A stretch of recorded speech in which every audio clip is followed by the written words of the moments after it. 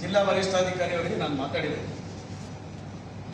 ತಾಲೂಕಿನಲ್ಲಿ ಮಾತ್ರ ಅಲ್ಲ, ರಾಜ್ಯದಲ್ಲಿ ಎಲ್ಲಿ ಯಾವ ಪ್ರದೇಶದಲ್ಲೂ ಯಾರೇ ತಪ್ಪು ಮಾಡಿದ್ರು ಅದಕ್ಕೆ ಶಿಕ್ಷೆಯನ್ನು ಕೊಡತಕ್ಕಂಥ ವ್ಯವಸ್ಥೆಗೆ ಪೊಲೀಸ್ ಇಲಾಖೆ ಇದೆ, ಸ್ವತಂತ್ರವಾಗಿ ಕಾರ್ಯನಿರ್ವಹಿಸತಕ್ಕಂಥ ನ್ಯಾಯಾಂಗ ವ್ಯವಸ್ಥೆ ಇದೆ. ಪೊಲೀಸ್ ಇಲಾಖೆಯ ಅಧಿಕಾರಿಗಳಿಗೂ ನಾನು ಸ್ಪಷ್ಟವಾಗಿ ಹೇಳಿದ್ದೇನೆ, ಯಾವುದೇ ರೀತಿಯಲ್ಲಿ ಈ ರೀತಿಯ ಪ್ರಕರಣಗಳು ದಾಖಲಾದಾಗ ತಕ್ಷಣವಾಗಿ ಅದನ್ನು ತನಿಖೆ ಮಾಡಿ ಅದರ ಸತ್ಯಾಸತ್ಯತೆಯನ್ನು ನೀವು ಸಮಾಜಕ್ಕೆ ತಿಳಿಸ್ತಕ್ಕಂಥ ಕೆಲಸವನ್ನು ನೀವು ಮಾಡಬೇಕೆನ್ನುವಂಥ ಆಗ್ರಹವನ್ನು ಸಹ ಮಾಡಿದ್ದೇನೆ.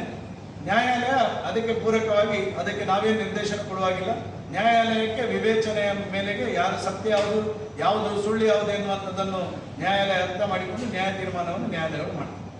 ಜಿಲ್ಲೆಯಲ್ಲಿ ಒಬ್ಬರು ಎಫೆಕ್ಟಿವ್ SP ಅವರು ಬಂದಿದ್ದಾರೆ. ಅವರು ಬಂದ ನಂತರ ನಿಮಗೆ ಗೊತ್ತಿದೆ, ತುಂಬಾ ಈ ರೀತಿಯ ಅವಹೇಳನಕಾರಿಯಾಗಿರ್ತಕ್ಕಂಥ ಮತ್ತು ಸಾಮಾಜಿಕ ಸ್ವಾಸ್ಥ್ಯವನ್ನು ಕದಡ್ತಕ್ಕಂಥ ಫೇಸ್ಬುಕ್ ಪೋಸ್ಟ್ಗಳಿರ್ಬೋದು, ವಾಟ್ಸಪ್ ಪೋಸ್ಟ್ಗಳು ಬಂದಾಗ ಸ್ವಪ್ರೇರಣೆಯಿಂದ ಸ್ಟೇಷನ್ಗಳಲ್ಲಿ ದೂರನ್ನು ದಾಖಲಿಸಿಕೊಂಡು ವಿಚಾರಣೆ ಮಾಡತಕ್ಕಂಥ ಪ್ರಕ್ರಿಯೆಯನ್ನು ಜಿಲ್ಲೆಯ SP ಅವರು ಮಾಡ್ತಾ ಇದ್ದಾರೆ.